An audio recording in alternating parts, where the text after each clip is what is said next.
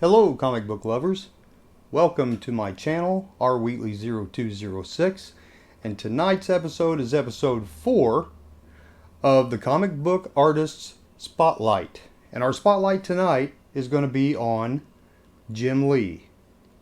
So I want to talk a little bit about Jim Lee. He's one of my favorite artists that's a more current artist. He actually started his career in comic books in 1987. So let me just tell you a little bit about Jim Lee. I'm a little better prepared tonight. I've actually got notes, so I have a little more information to give. Jim Lee was born on August the 11th of 1964 in Seoul, South Korea. He later moved to St. Louis, Missouri, and basically his family was a middle-class family. And he is currently the publisher and he's co-publisher and chief creative officer of DC Comics. And like I said, Jim Lee started his career back in 1987 at Marvel Comics, and he worked for them on several different venues, different comic books. Some being Alpha Flight, the Punisher War Journal, the Uncanny X-Men, and X-Men #1. The 1991 spinoff, and I didn't know this, and I'm not sure how accurate this is, but this is what it says. The 1991 spinoff series premiere that Lee penciled and co-wrote with Chris Claremont remains the best-selling comic book of all time. That's according to the Guinness Book of World Records. I wouldn't know because I don't have the latest version of that. But anyway. And that was X-Men #1. X-Men #1 that he co-wrote and done the art for in 1991. So in 1992, Lee and several other artists formed the publishing company Image Comics. And they published their own creator-owned titles. So, stuff other than what DC and Marvel had at the time. Let's see. They published things like Wildcats and Gen 13. Now, they actually done that in Jim Lee's original company that he had going, Wildstorm Productions, which later got sold to DC Comics and was blended into DC Comics. And then Jim Lee went to work for DC Comics. After that, he sold, what was the name of it again? Yeah, Wildstorm Publications to DC Comics in 1998. And then in 2010, for DC Comics, Jim Lee worked on such titles as Batman Hush and Superman for Tomorrow, Superman Unchained, the New 52 run of Justice League. So that's some titles he did for Justice League, for DC Comics. And like I said, Jim Lee's been in the business since 1987. Started out with Marvel Comics. Did some awesome work for Marvel. He's done some awesome work for DC Comics. And, of course, Image. And I know when Image Comics started, they had a lot of issues. Not necessarily when it started, but later on, things kind of didn't go real well for them. And there's actually a video on YouTube that talks about all the struggles that they had with Image Comics and things of that nature. But now he is co-publisher and creative. What was it? Creative something or other. Where'd it go? Oh.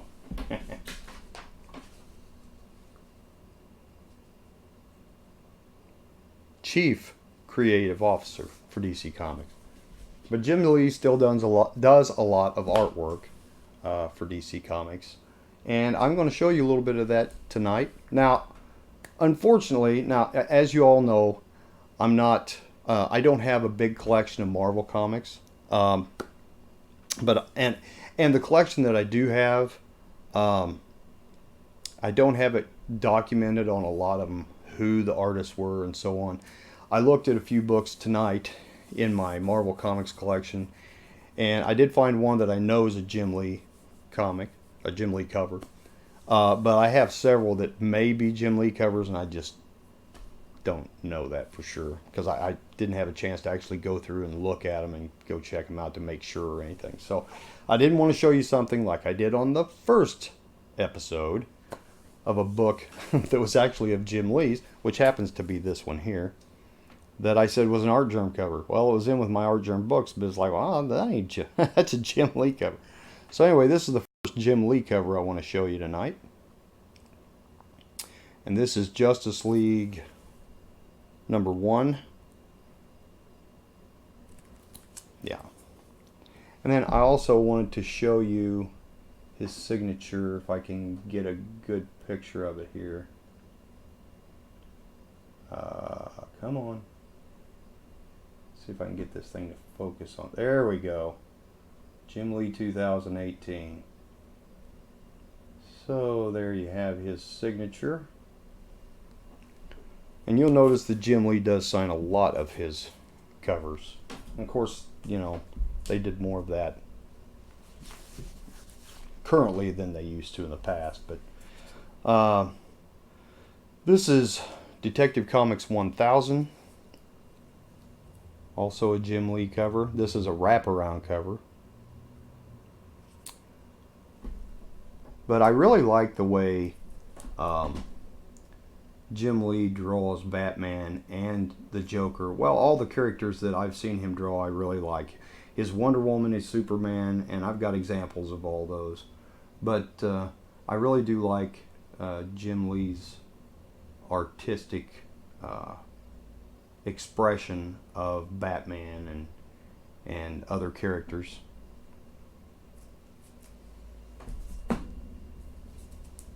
Superman number 204.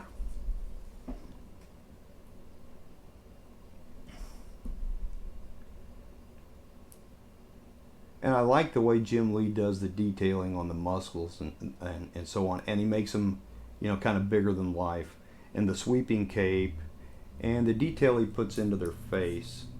You know, it's not super detailed necessarily, but it's enough that it gives them a really good look. And his shadowing and so on is very awesome as well.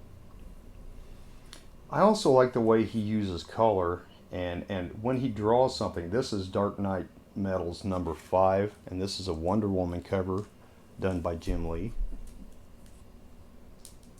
And I really like, you know, like in this picture, Wonder Woman has, you know, it's a really dark kind of cover, but I like the combination of gold and red and the really dark blues and so on that he has in there. And the way he depicts her, yeah, I mean, you know, we talked about with Art Germ how he done the flowing hair. Well, Jim Lee has a little different style of doing women's hair. It doesn't have the fluidity. It's more, you know, like windblown kind of look, yet not messy or anything, but just a different type of flow to their hair. And you notice he puts in details like little cuts on her arms and things like that, and on her face. And the expression, you know, the angry expression, he's very good at putting expression into the face.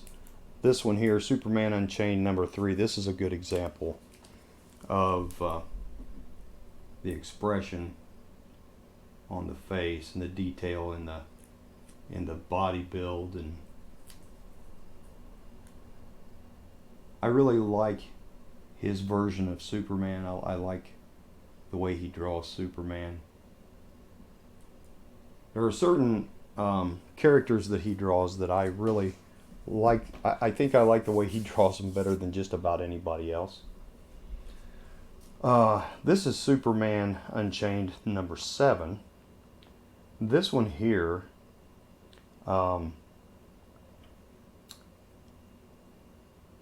it's really colorful as well, but it's, like I said before, it's dark colors to a certain extent.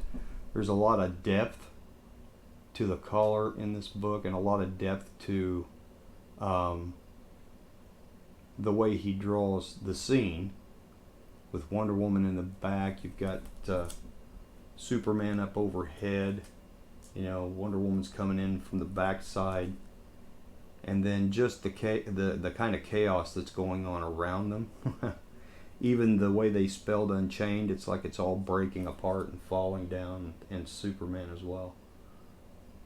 But a lot of action just in this one picture. And it really draws your eyes to what's going on. I really like that. Now see this one here, it's still kind of a dark cover. I mean, look at Superman's face. You know, he's almost blacked out, and you can see the red in his eyes, which is really awesome. And but yet you have a lot of splash color, so to speak, with the light blue fading into the dark blue, and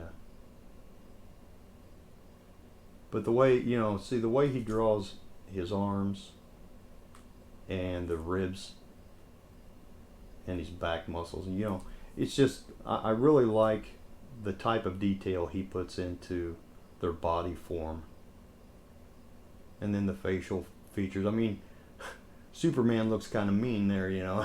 Looks like he's not somebody to mess with.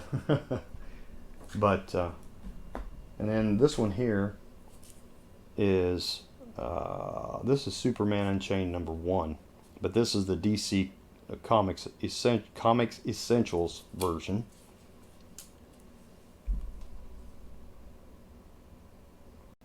And notice when Jim Lee draws like the chain breaking, you don't usually see the artist doing a lot of bits and pieces of the chain. Usually it's just, you know, a few splashes where it broke out here and maybe over here, and then most of it's still linked.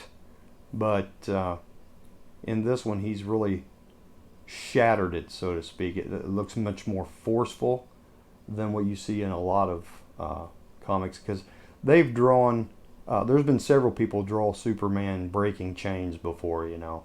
I mean, there's a couple of Neil Adams Superman comics where he's breaking the chains, and I really love those covers. But this is a similar type of cover, but at the same time, the mechanism of how the chain's breaking and so on is so much different. And in Superman's face, that's interesting too, because it's almost like it was effortless. He's just, you know, doesn't really have, he's just got kind of a glare in his eyes. but yeah, I just you know, some of the ways that he draws a scene is very forceful yet silent. You know what I'm saying? If you understand what I mean by that. But it shows a lot of power, but it doesn't show, you know, necessarily a lot of physical effort.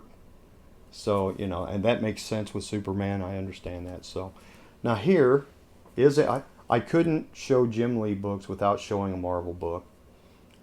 This is Marvel Age number 67, and this is a Jim Lee cover. I think somebody else worked with him on this as well, but I can't remember who it was now. But I do like the way he draws Punisher and Submariner and Wolverine.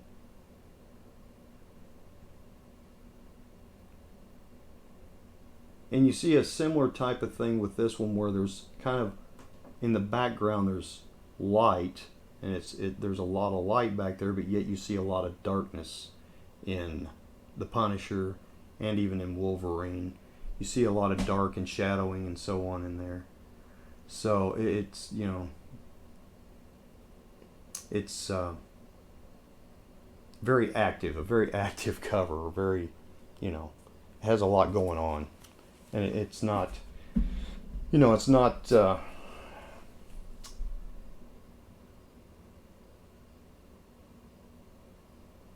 I'm not sure what word I'm trying to come up with here, but it's like there's a lot of force behind it, a lot of power behind it, but yet, I don't know. But I hope you understand, or I hope you get the meaning of what I'm trying to say.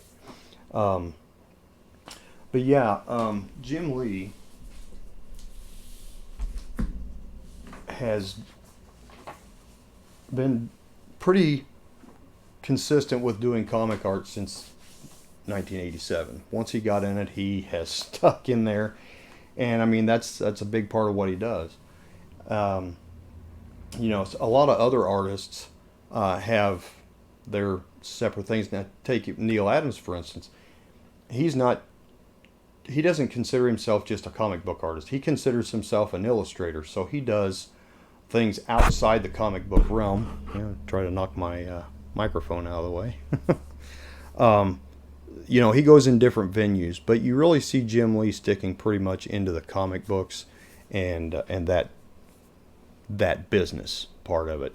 And so let's see, I was going to name off a few other things. Now, of course, some of his more popular, and I didn't even show one. I don't know why I didn't dig one of those out, but the Batman Hush.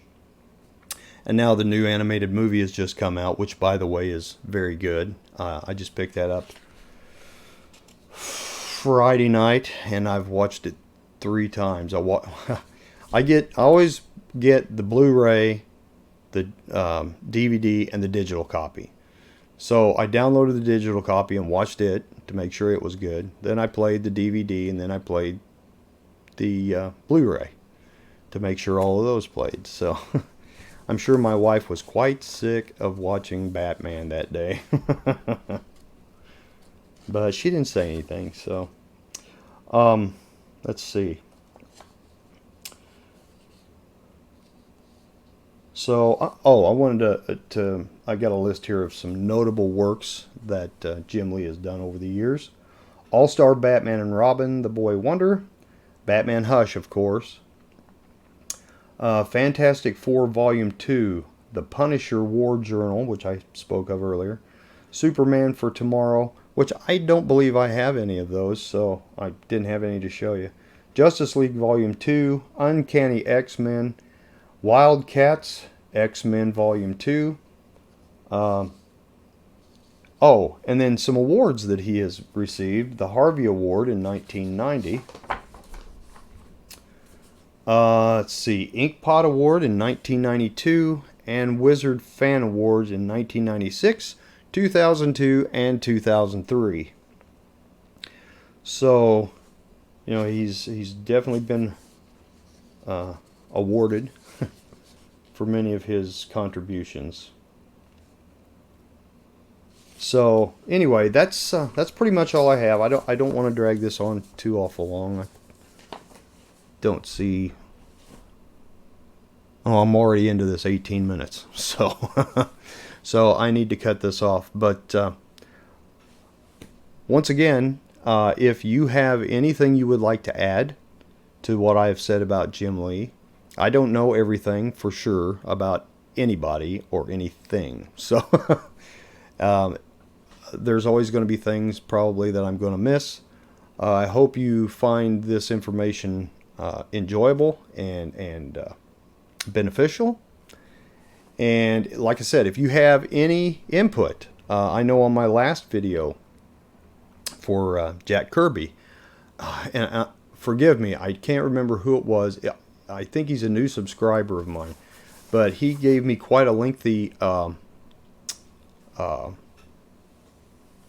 explanation of some things on Jack Kirby that I didn't cover in my video. So if you look at his comment, it's a pretty long comment. He's got a lot of information in there, a lot of good information. So I would, number one, suggest that you check out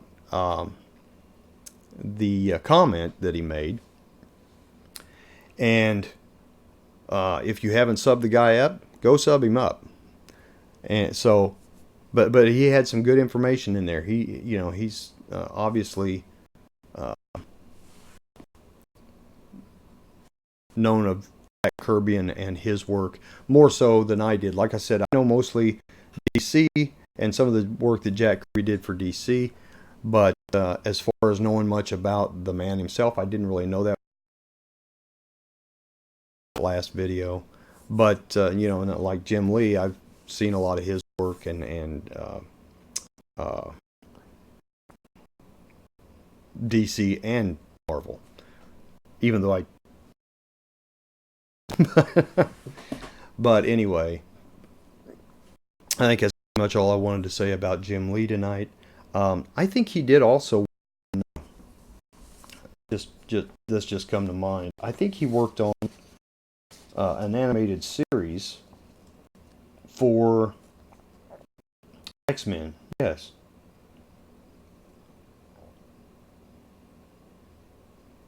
Yeah, okay, they based the X-Men, the animated series, styling off of Jim Lee's uh, work, is what it says here. And like I said, I don't know that much about his work for Marvel. I do have several examples of his work for DC. But Jim, you can find Jim at a lot of comic book conventions. I don't know so much right now if he's doing a lot of conventions. He's doing the bigger conventions, I know. But a lot of the smaller ones, I don't think he's really, San Diego Comic-Con, I'm pretty sure he was there. And, some of the bigger cons. But I'm sure with his schedule and with what he does now, besides, doing art, he's also chief creative officer and, co-publisher and all that stuff. So I'm sure he doesn't have a lot of time for doing conventions like he used to. I know he used to do quite a few conventions, but anyway. Oh, one other thing I want to say, that pretty much concludes what I've got to say about Jim Lee. So please, if you have any other information you'd like to share, please leave comments, and it benefits all of us if other people read the comments in this video other than mine or whatever, and see some of the information that other people give to this community. I was very, very pleased to get the information that I got from that video today. And, it helps me to know more about the stuff that I love, and, and it will you too. So, the other thing I wanted to mention, my youngest son, Jordan, he started a YouTube channel last night. I've been trying to get him to do that. Well, he's a gamer. So his is probably going to be video games more than anything. But instead of R. Wheatley 0206, his is J. Wheatley 0205. So if that tells you anything, my son's birthday is the day before mine. But anyway, I wanted to give him a little shout out because he's started a new channel, and I tried to get him to do it so he'd show more of his comic books, or show his comic books. So we'll see about that. But right now he's doing. He just put up a gaming video yesterday. So if you want to go check him out, and I don't remember what game it is because I'm not really into the gaming that much, other than like Arkham Knights and Arkham City and stuff like that. But I haven't played those for probably a year, so on Xbox. And so anyway, he got his first video uploaded last night, so I'd appreciate it, and I'm sure he would appreciate it if you'd go check out his channel and sub him up and see what he's got on there, and hopefully I can convince him to make some comic book videos. And maybe if not on his own channel, maybe the next time he's up, maybe I can get him to do a video with me, and maybe that'll get him started and wanting to do videos for the comic book community. So anyway, we'll see what happens with that. So with that, I'm going to let everybody go. We are into this 24 minutes now, so I don't want to take it to a half hour. So I'm going to shut up. I'm going to let you guys go. Thank you very much for watching. Thank you to all my subscribers. I appreciate all your input.